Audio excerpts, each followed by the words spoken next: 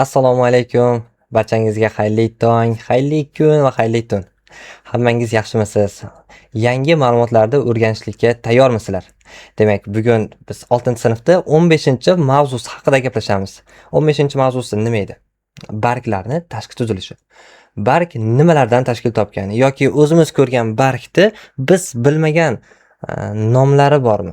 Yoki biz bilmagan jihatlari, tuzilishlari bormi? Bargga qarab turib, uni ildizi qanday bo'lishligini bilasizmi?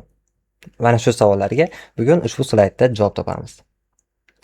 Demak, barg o'zi nima ish qiladi?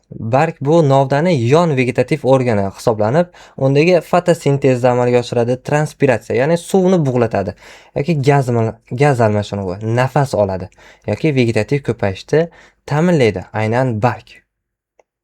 Bargda xo'p fotosintezni tushunamiz. U yashil, xloroplastlarga boy, karbon angidrid yutadi, pastdan suvni oladi, fotosintez qilib bizga kislorod ishlab chiqaradi, o'ziga esa glyukoza hosil qiladi. Xo'p, buni tushundik. Transpiratsiya qilyapti. Barg suv bug'latishini bilamiz. Uni qanday isbotlaymiz deyilsa, bargni bittasini kolba, shisha idishga solamizda, kolbani uchlarini paxta bilan yopib qo'yamiz. Yopsak, ertasiga qarasak yoki 1-2 soatdan keyin qarasak, ana kolbani ichi namlanib qolgan bo'ladi. Xo'p, mana shunda suv bug'latar ekan deb turib ishondik, bildik. Endi gaz almashinuvi, bargda barg og'izchalari, loviyasimon barg og'izchalari joylashgan. Ana shu hisobiga nafas olyapti. Biz burnimizdan qanday nafas olsak, u ham aynan barg og'izchalari orqali kislorod yutib, karbon angidrid chiqarib nafas olyapti. Ammo vegetativ ko'payish, ya'ni barg orqali ko'paysa bo'ladimi degan savol. Qanday? Barg orqali ko'paysa bo'ladi. Va ikkita o'simlik berilgan, bargi orqali ko'payadigan. Bizga birinchisi begoniya. Begoniya degan o'simlikni bargini suvga solib qo'ysanglar, pastidan ildiz chiqaradi. Va ildiz chiqargandan keyin u poya ham hosil qila oladi. Ya'ni bargi orqali ko'paya oladi. Endi yana bitta o'simlikchi. 6-sinfda keyingi mavzularda berib o'tilgan u binafsha. O'zimizda o'sadigan binafsha. Binafsha ham, begoniya ham aynan bargidan mana shu holatda ko'paya oladi. Keyingi slaydimiz bargning tuzilishi. Barg ikki qismdan iborat. Bargning bandi va bargning yaprog'i. Bilib oldinglar-a? Barg bandi, barg yaprog'i. Agar barg bandida bitta yaproq joylashgan bo'lsa, u oddiy barg. Barg bandida ko'plab yaproqlar joylashgan bo'lsa-chi, u murakkab barg bo'ladi. Bizga hozir ular kerak emas.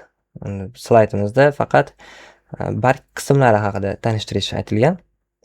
Bargimiz mana shu qismlardan tashkil topgan va barg bandining eng tubida mana barg, yon bargchalar ham hosil qilishini ko'rishimiz mumkin. Buni olma o'simligida ko'ramiz. Olma o'simligini bilasizlarmi? Daraxtini ko'rganmisizlar? Ana shu daraxtida mana shunaqangi yon bargchalari bor. Ranodoshlar oilasiga mansub. Oilalarga nisbatan ham biz barglarni yon bargchali yoki yon bargchasiga bo'lishimiz mumkin. Hop, birikish usullari. Hamma barglar ham bandlari bilan birika olmaydi. Ya'ni barg bandi yo'q bo'lgan o'simliklar bor. Bargi bandli bo'lgan o'simlik bor, bandsiz bo'lganlar bor. Bandlilari bu ushbu joyda yozib o'tilgan olma, o'rik, nok, terak, yong'oq, anjir, tok, bodring, qovun deb yozib o'tilgan. Biz bitta so'z bilan aytsak bo'ladi. 2 urug' pallali o'simliklar. Bo'ldi, 2 urug' pallali o'simliklarga endi nimalar kirishini yodlab olishinglar kerak. Ikkinchisi, bargi bandsiz bo'lgan o'simliklarda ham mana shu holatda sanashimiz mumkin. Lola, shirach, gulsafsar, bug'doy, makkajo'xori, arpa, sholi deb sanashimiz mumkin yoki bir so'z bilan bir urug' pallali o'simliklar deb qo'ysak bo'laveradi. Mana shunaqa. Bularda bargi bandi bo'lmaydi. Lolani ko'rgansizlar, bargi bandli emas. Endi barglarni tomirlanishi. Hop, barglar mana shu holatlarda tomirlanadi. Parallel yoki yoysimon holatda tomirlanadi. Yoki patsimon va panjasimon holatlarda ham tomirlanadi aynan barglar. Parallel va yoysimon holatda tomirlanuvchi o'simliklar, ular ko'proq bir urug' pallalilarga to'g'ri keladi. patsimon va panjasimon tomirlanishda tomirlanadigan o'simliklar esa bular ikki ruhpalali o'simliklar hisoblanadi. Mana ushbu joyda ko'rishimiz mumkin.